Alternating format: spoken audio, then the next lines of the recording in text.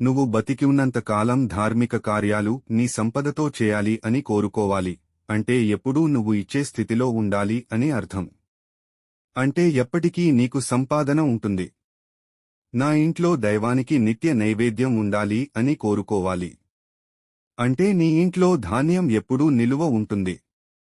నా ఇంట్లో నేను నిత్య పూజ రోజు చేయాలి అని కోరుకోవాలి, అంటే నీ ఆరోగ్యం బాగుంటే నువ్వు ఎప్పుడూ ఆనందంగా ఉంటే నీ ఇంట్లో నిత్య పూజ చేస్తావు. నా ఇంటికి ఎవ్వరు వచ్చినా కడుపునిండా భోజనం చేసి వెళ్ళాలి అని కోరుకోవాలి.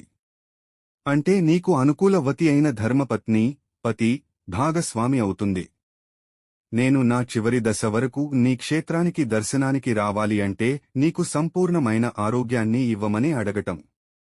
కుటుంబం అంతా సంతోషంగా క్షేత్ర దర్శనంకి రావాలి అని కోరాలి. అంటే నువ్వు ఆరోగ్యంగా, ఆర్థికంగా, కుటుంబంలో అన్యోన్యంగా ఉంటేనే జరుగుతుంది. ఇంక ఏమి కావాలి జీవితానికి? అడిగే కోరిక ఇలా ఉంటే ఆ దైవం అనుగ్రహం తప్పక కలుగుతుంది. ఏ ప్రార్థనలు చెప్పకపోవడం కంటే కేవలం ప్రార్థనలను చదవడం మంచిది, కాని అవగాహన మరియు ఉద్దేశ్యంతో ప్రార్థనలు చదవడం మంచి ఫలితాలను ఇస్తుంది. ప్రార్థన చేసేటప్పుడు మీ దృష్టి దేవునిపై మరియు ప్రార్థనలపై ఉండాలి. అది మరెక్కడా సంచరించకూడదు. ప్రార్థన నిష్కపటంగా మరియు స్వచ్ఛమైన హృదయంతో చేసినప్పుడు మీకు అనుకూలంగా సరైన సాక్ష్యాలను ఒకచోట చేర్చుతుంది. ప్రార్థనలు ఎల్లప్పుడూ మంచి కారణం కోసం ఉండాలి. మీరు మీ స్వార్థ ప్రయోజనాల కోసం లేదా ఇతరులకు హాని కలిగించే వాటి కోసం ఎప్పుడూ ప్రార్థించకూడదు. అంతిమంగా అది మీకు మాత్రమే హాని చేస్తుంది.